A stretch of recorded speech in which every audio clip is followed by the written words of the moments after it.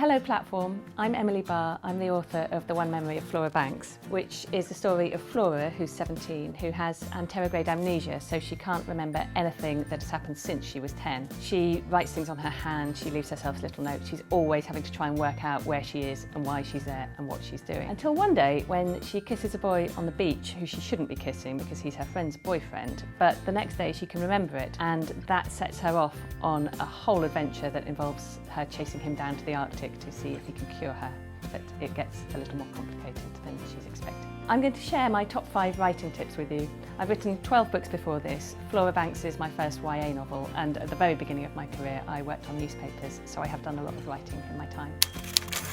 My first tip is don't stare at a blank page. Don't sit there desperately trying to think of the perfect words. It's like when you have a new notebook and you want to write something amazing on the first page of it.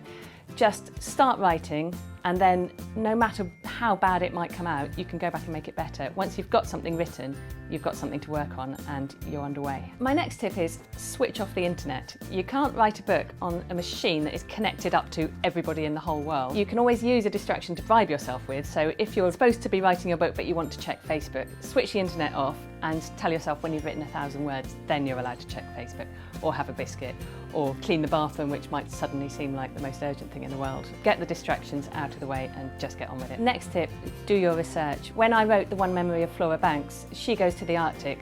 I went to the Arctic to research it, and you find out what it smells like, what it's like to be there, how you say please and thank you, or finding out about things. Flora's got amnesia. First draft, I just wrote what I thought it was like to have amnesia. Then I went and read up all about it and discovered it was actually quite different.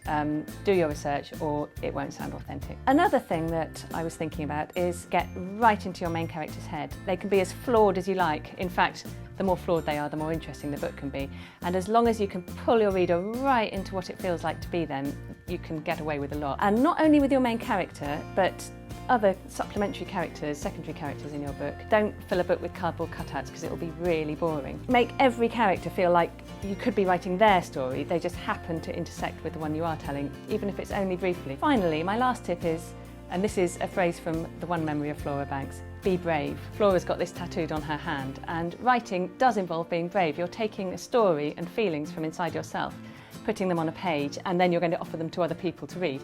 It's a scary thing to do, so the thing is, just do it anyway. Be brave, get it out there, and something amazing could happen. I hope you enjoyed my writing tips. I'm very curious to know what's the best writing tip you've ever been given, or what's the tip you would pass on to somebody else. Let me know in the comments. I hope you enjoy reading Flora Banks. Don't forget to subscribe to Penguin Platform for more videos, and you can find me on Twitter at Emily_Barr.